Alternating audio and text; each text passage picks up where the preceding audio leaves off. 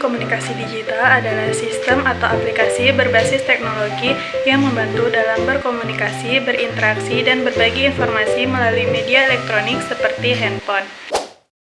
Nah, Messenger itu sendiri adalah platform yang digunakan untuk mengirim dan menerima pesan instan melalui internet. Nah, aplikasi ini memungkinkan pengguna untuk berkomunikasi melalui teks, panggilan suara, video, dan berbagi file secara real time. Yang pertama adalah WhatsApp. WhatsApp adalah aplikasi pesan instan yang paling populer di dunia. WhatsApp ini memungkinkan pengguna mengirim pesan teks, gambar, video, dokumen, dan melakukan panggilan suara ataupun panggilan video. Fitur-fitur tambahannya termasuk status grup, dan panggilan video grup. WhatsApp ini dikenal dengan antarmuka yang sederhana yang mudah digunakan. Yang kedua adalah Telegram.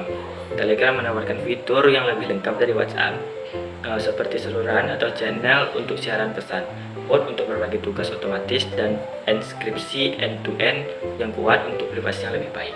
Telegram juga mendukung berbagai jenis file yang dengan ukurannya lebih besar. Yang selanjutnya adalah Facebook Messenger. Facebook Messenger ini adalah aplikasi pesan instan yang terintegrasi dengan platform sosial media Facebook. Selain mengirimkan pesan teks, kamu juga bisa mengirimkan stiker, GIF, dan melakukan panggilan suara ataupun video. Facebook Messenger ini sering digunakan untuk interaksi dengan teman-teman yang ada di Facebook. Selanjutnya adalah Line. Line adalah aplikasi pesan instan yang populer di Asia.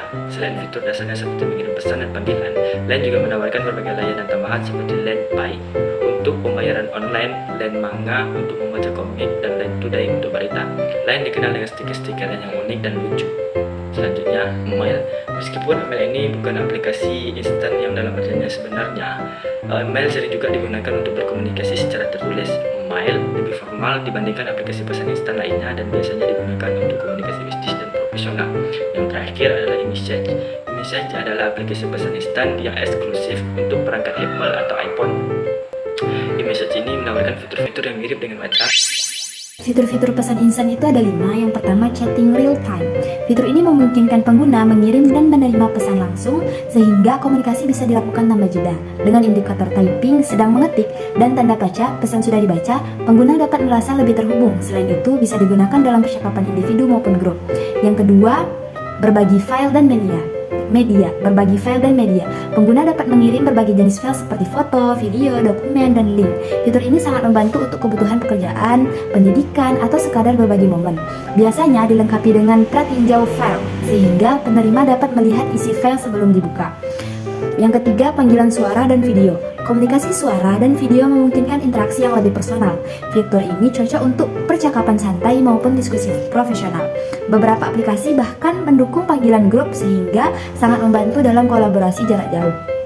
Yang keempat, story atau status. Fitur ini memungkinkan pengguna membagikan momen sehari-hari dalam bentuk teks, foto, atau video yang hilang setelah 24 jam.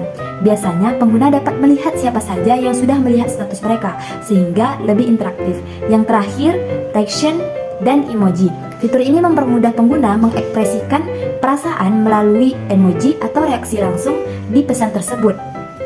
Selain membuat percakapan lebih hidup, fitur ini membantu menyampaikan emosi tanpa perlu mengetik panjang. Keamanan dan privasi dalam aplikasi Messenger meliputi beberapa fitur penting. Yang pertama ada enkripsi end-to-end. Artinya, pesan dan panggilan terenkripsi secara otomatis, memastikan hanya penerima dan pengirim yang dapat mengakses konten. Kedua, ada verifikasi 2 langkah, yang artinya menambahkan lapisan keamanan dengan meminta pengguna untuk memasukkan kode tambahan saat masuk ke akunnya, melindungi akun kita dari akses yang tidak sah. Ketiga, kontrol privasi. Kita sebagai pengguna dapat mengatur siapa yang dapat menghubungi kita dan membatasi penerusan pesan untuk mencegah penyebaran informasi palsu. Keempat, pesan sementara. Pesan sementara ini adalah fitur yang memungkinkan pesan menghilang setelah waktu tertentu yang kita tentukan, meningkatkan privasi pengguna fungsinya. Yang terakhir, pelaporan dan pemblokiran. Kita sebagai pengguna juga dapat melaporkan konten yang tidak pantas dan memblokir kontak yang mengganggu, menjaga pengalaman pengguna tetap aman. Lalu ada manfaat komunikasi digital. Yang pertama, mengembangkan keterampilan. Komunikasi digital membekali pengguna dengan kemampuan untuk membuat konten digital yang menarik dan berkomunikasi dengan cara yang efektif, efisien, dan tepat sasaran. Yang kedua, meningkatkan peluang kerja. Memberikan lebih banyak pekerjaan di berbagai bidang seperti periklanan, pemasaran, komunikasi massa, dan berbagai konsultan strategi komunikasi. Ketiga, meningkatkan fleksibilitas. Komunikasi digital memungkinkan komunikasi kapan saja dan di mana saja tanpa batasan waktu ataupun jarak. Yang keempat, meningkatkan efisiensi. Komunikasi digital menggabungkan sistem teknologi untuk meningkatkan komunikasi dan interaksi. Yang pertama, ketergantungan pada internet. Aplikasi pesan instan memerlukan koneksi internet untuk berfungsi, sehingga pengguna di daerah dengan akses terbatas atau tidak stabil akan kesulitan menggunakannya. Yang kedua, ancaman privasi data. Data pengguna sering disimpan di server pihak ketiga yang meningkatkan resiko pelanggaran privasi dan pencurian identitas. Yang ketiga, spam dan penipuan. Pengguna sering menerima pesan spam dan penipuan yang dapat merugikan baik secara finansial maupun emosional. 4. Itu ketergantungan pada aplikasi. Pengguna dapat menjadi terlalu bergantung pada aplikasi ini untuk berkomunikasi dalam sehari-hari, yang dapat mengganggu interaksi tatap muka dan kesehatan mental.